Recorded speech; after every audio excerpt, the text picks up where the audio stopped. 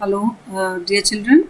We will continue with our topic of kingdom fungi, and we have taken up till the beginning of reproduction. I have told you about the different forms of fungi and the fungus structure, their nutrition, and based upon them, their various types. So now we will see the reproduction in fungi. It takes place sexually also by the formation of zygospore. Various types of spores are formed, and by asexual reproduction that includes again various types. See, basically, vegetative and asexual reproduction, they have a very minute line of difference. Okay, so they reproduce vegetatively, asexually, and sexually. Okay, so there are difference in their spores, in their shape and their size, and accordingly they are defined like that. So they're basically on a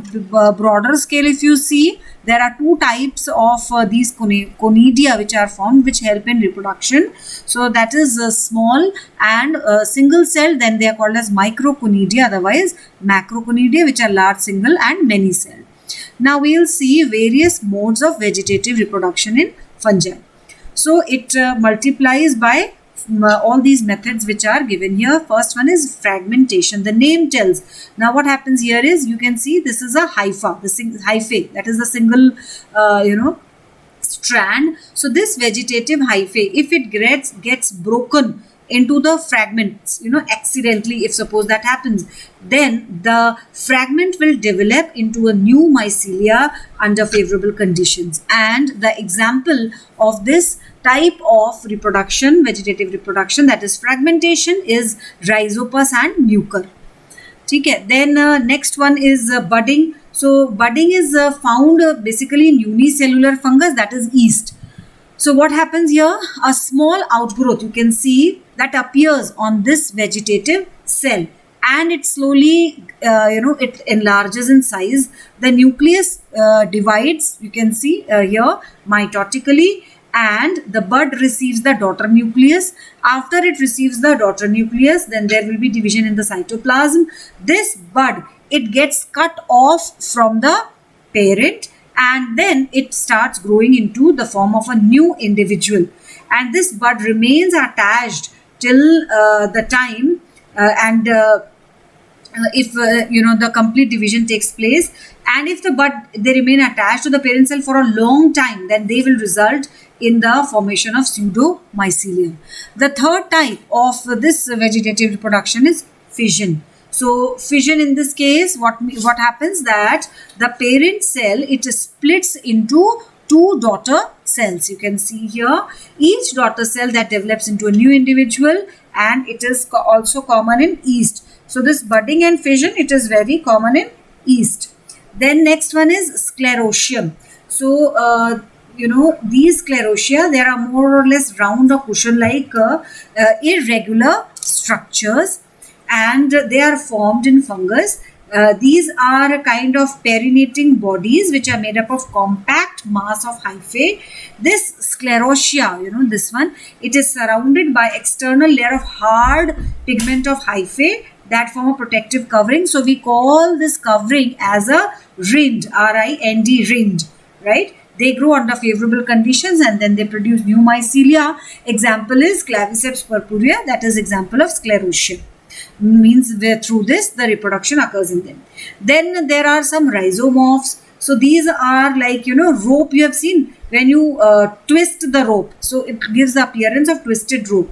So rope like twisted masses of several hyphae which are interwoven. You can see how closely they are weaved together. So they are interwoven hyphae with a well defined, there is a typical apical point here, growing point, and they pass unfavorable conditions in dormant stage, and when they reach the favorable condition, this rhizomorph will give rise to a new mycelium. So these are the various modes of vegetative reproduction in case of fungus. Now the next is through asexual reproduction. So asexual reproduction takes place by the formation of spores or propagules. So they are formed asexually or maybe in some cases these spores are formed sexually also. So they are some are single celled, they're separated from the body and then they start growing. The spores may be, some are motile, some are non-motile, thin walled, some may be thick walled. They are produced if after meiosis, then we call them meiospores. For example, ascospores and basidiospores. And the spores which are produced asexually, they are called as mitospores. So they are generally similar to the parent if they are produced mitotically, and they are mostly formed in the large number. So meiospores, have you understood that when they are produced after the division, reduction division, and if they are produced after mitosis division asexually, then it is mitospores. So asexual reproduction in fungus, that takes place by these types of spores which are mentioned here. So if we see, the first one is zoosporangium. Zoospores it shows. They are thin-walled uninucleate structure and they are formed in zoosporangium. So this is a zoosporangium and they are formed in them. They possess flagella. You can see flagella is present here, and they, with the help of this flagella, they can swim in water and they are called as zoospores. These may be with one flagellum, and that is in case of Syncytium, or in case of Pythium where two flagella are present. These flagella also, depending upon their shape, can be of two types. One is pear shaped or pyriform, where two flagella are present at one end. This one you can see. Or the kidney shape, when the if you remember, I have shown you one cell from between. There are two flagellas which are coming out from their center point, kidney shaped or bean shaped. So they are called as kidney shaped, and one is pyriform or pear shaped. So zoospores, they germinate, they give rise to new mycelium, and the example of this zoospore, how where it takes place, it is in case of Phytophthora and Albugo. These are the examples where this reproduction takes place through zoospores. Now the next one, you see here, they are sporangiophores. So the other name for sporangiophores, that is called as aplanospores. So they are also thin walled, but now they are, you can see, non-motile. So these are produced in the sporangium. This is sporangiophore, and this is the sporangium inside which these sporangiospores are present. So on the liberation, they germinate into new mycelia. This hyphae, they bears a terminal, this sporangium, that is called a sporangiophore, and they are seen, they are observed in, the examples are Mucor and Rhizopus. Then the next one is chlamydospores. So you can see the how this dehiscence has taken place. They burst out and the spores, they are released on reaching favorable condition, and they develop into the new mycelium. Then the next is chlamydospores. So in case of chlamydospores, some fungus like smuts and all, the vegetative cells, they change into small thick-walled rounded spores, which are named here as chlamydospores. So they remain, in this, they can remain in this state for number of years, for several years, and on reaching favorable conditions, they germinate into the same type of mycelium. Then the next type is number D, that is Oidia. So this is in case of Mucor, the hyphae, you can see they break up into numerous fragments. And these fragments, they are actually called as Oidia, O-I-D-I-A. Also, we can call them as arthrospores. Okay. This Oidia, they are also called as arthrospores, A-R-T-H-R-O, arthrospores. And they germinate on reaching the suitable substratum so that they can give rise to new mycelia. Then the last is Conidia. So these Conidia, they are also non-motile, you can see, and they are thin-walled. They are exogenous spores. They are produced singly, as in case of Pythium, and sometimes they may be present in the form of a chain. And they can be present single also and the form of chain. They are arranged in acropetal succession. That means the youngest will be the topmost. Okay, and in case of penicillium, it is basipetal. That means the oldest is on top and the youngest is at the bottom. And the example is in case of aspergillus. So these are various types of what you call asexual, reproduction which takes place in fungi. Other than this, you have seen zoospores, then aplanospore or sporangiospore. They are the same. Then the third one is chlamydospores. Then you have done oidia. Then you have done conidia. And there maybe you will see there are two meiospores which are formed. So meiospores will come under sexual reproduction. So ascospores and basidiospores, they will be seen in case of the sexual reproduction. So this is about how fungus, they reproduce by mitospores asexually. So that is asexual reproduction in fungus. See, this chart talks about various types of fungal spores. So once again, you can see here zoospores. And I told you about two types. See, these are pyriform, kidney shaped, and they are motile. And this one is a pear shaped, so that is pyriform. Okay. Then sporangiospores, sporangium ke andar spores are present. When they are released, then they reproduce. Then the next one I told you, chlamydospores. So here also small thick walled rounded spores, chlamydospores are formed. Then the long chain oidia, they break up into numerous fragments. Then conidia, they are non-motile, thin walled exogenous spores, and they can be present in the form of chain. Then ascospores, these are actually non-motile neospores, and they are produced in the special sac which is called as asci or ascus. They contain 8 ascospores. You can see here also 1, 2, 3, 4, 5, 6, 7, 8. 8 ascospores are present in this sac-like structure that is named here ascus. Are you getting it? So they are non-motile meiospores. Meiospores means which are produced after meiosis. So ascospores and basidiospores, they are both formed after the meiosis division. So ascospores, they are non-motile, and they meiospores, they are produced in the special sac-like structure called ascus or asci. And the example is like they are the specific characteristic. This ascospore, they are a characteristic feature of Ascomycetes. An example is Saccharomyces or yeast. So these 8 ascospores which are produced, so they are produced after meiosis, and then they follow the division that is mitosis. Basidiospores, they are also non-motile meiospores which are formed again on the short outgrowth which is called as sterigma.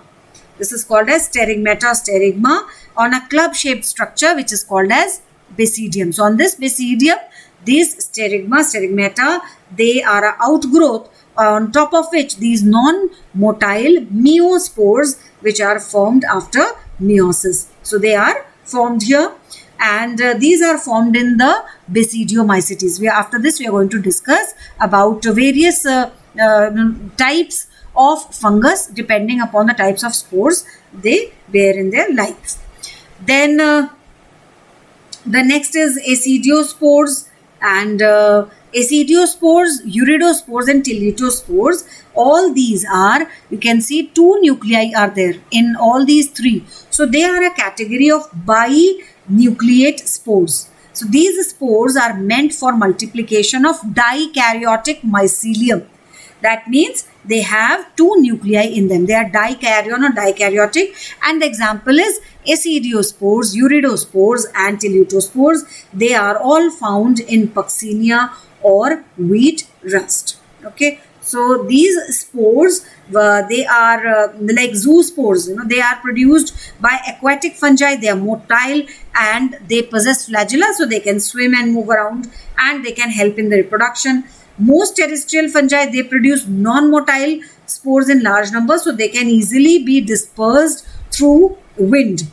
And on getting a suitable medium, they germinate and they develop a hypha into new mycelium.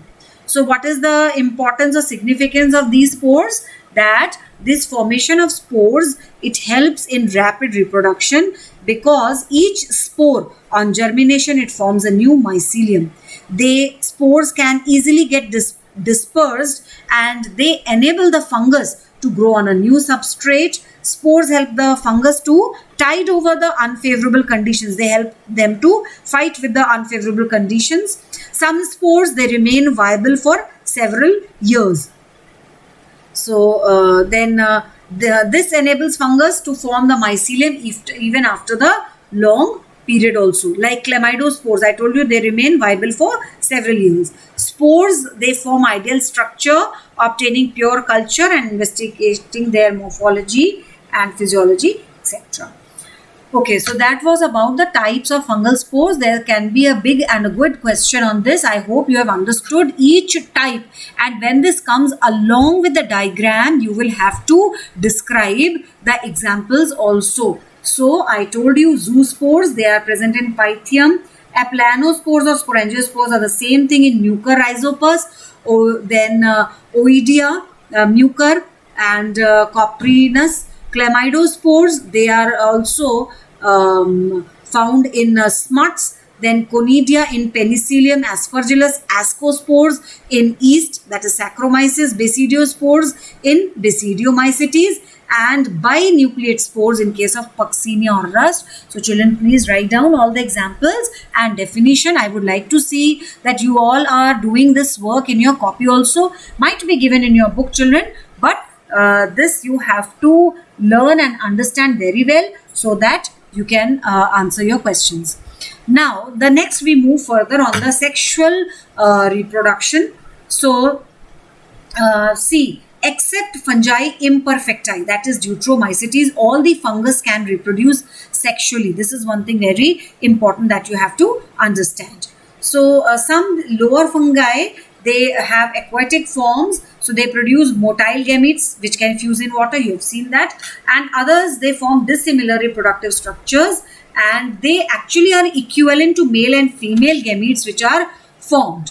So there are several, you can say, types of sexual reproduction. But before that, there are 3 steps, children, which are included in sexual reproduction. So the first event is plasmogamy. Plasmogamy is basically the fusion of 2 protoplasts coming from 2 different cells, and it brings 2 genetically different nuclei in the same cell.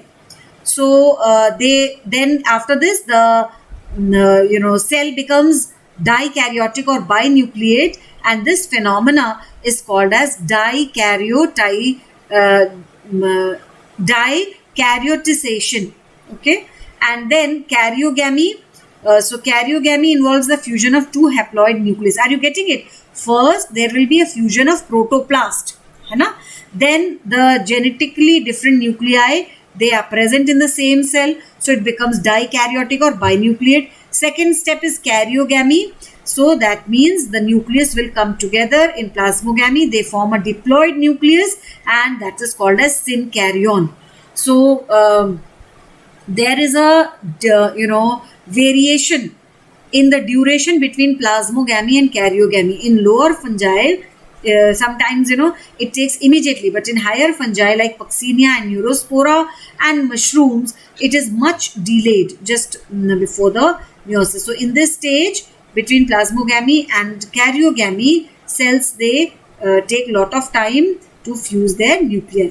And the third is it results in the reduction of chromosome in the nucleus, so that half the number can be achieved, which helps in the sexually formed spores, which are called as neospores.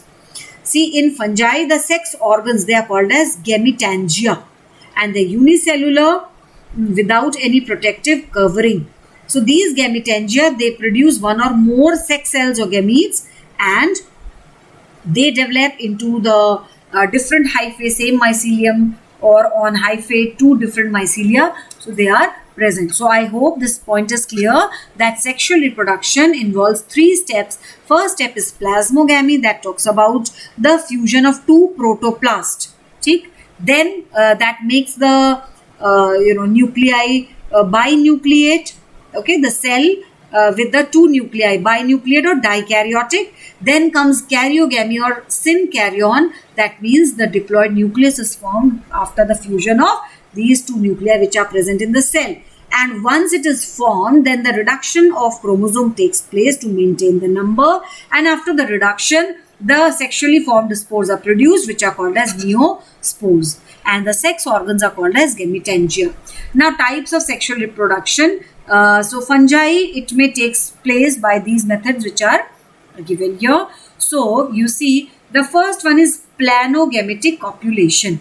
In this planogametic copulation, there are three types. So planogametic copulation means it involves the fusion of either one or both the motile gametes. The motile gamete here, since they are motile, so they are called as planogamete. It results in the formation of diploid zygote, and they are of three types. The first type which you see here, it is isogamy. Isogamy, in this case, the fusing gametes, they are morphologically similar but physiologically different. Isogamy is fusing gametes. You can see they are morphologically similar. They look alike but physiologically different. One will be positive strain, another will be negative strain. An isogamy, in this case, the fusing gametes are morphologically also different and physiologically also different. The male gamete is more active and small, while the female gamete is less active and large. So this is female gamete, this is male gamete. So are you getting it? Isogamy, they are morphologically similar, physiologically different. Then anisogamy, they are morphologically and physiologically different. Female is larger one but less active, and the male is smaller and more active. The third type is oogamy. So this is an advanced type of gametic fusion. Here the female gamete, that is this egg, this female gamete is non-motile and it is named as egg. The male gamete is small and it is active and motile, so it is called as sperm.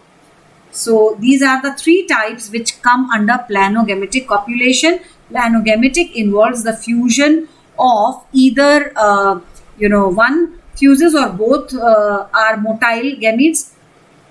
One can be motile or both can be motile, you can see in this case. So they are of three types: isogamy, morphologically similar, physiologically different, and isogamy, both ways different morphologically and physiologically. Female is bigger, male is smaller, and both are motile. And oogamy, female is non-motile, that is egg, and male is motile, that is called as smaller, and it is sperm. Then we move on to the next type, that is gametangial contact. So in case of gametangial contact, two gametangia, these two gametangia, they come in contact with one another, and there is a passage which is formed by the common wall which is present, the point of contact. So this dissolves. So there is a dissolution of common wall at the point of contact, or you can say the fertilization tube is formed.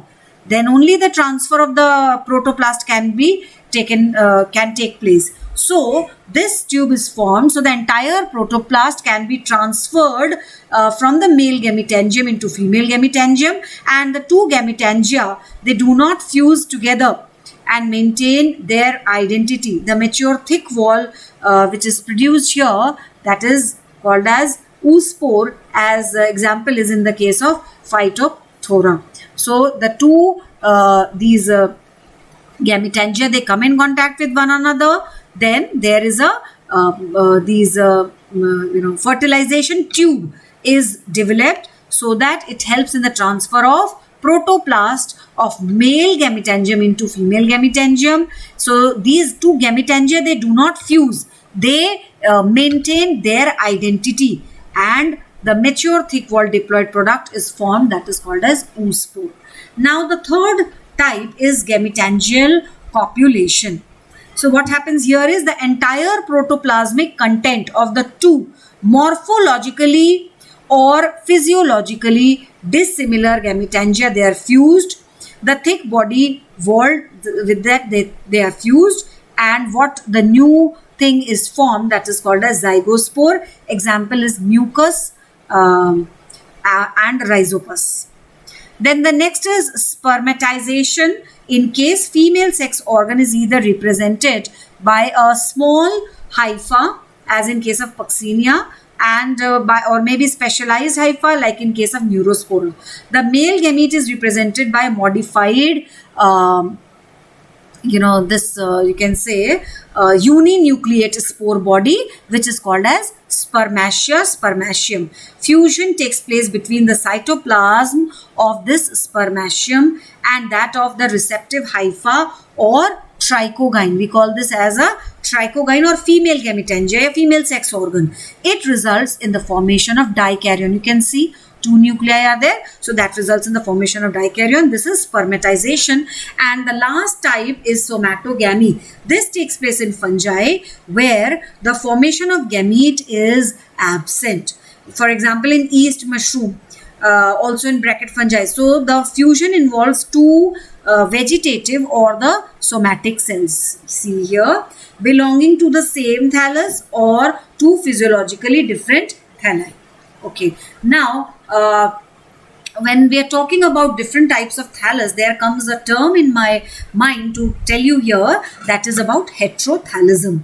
So this was something which was observed by a botanist. His name was Blacksley, Blakee, Slee, Blacksley. So when Blacksley was studying the sexual process in Rhizopus and Mucor, he found that some species, they develop zygospores independently, whereas in others they are formed only when the two mycelia, they are of different strains, they come in contact with each other. So are you getting it? So they are of different strains.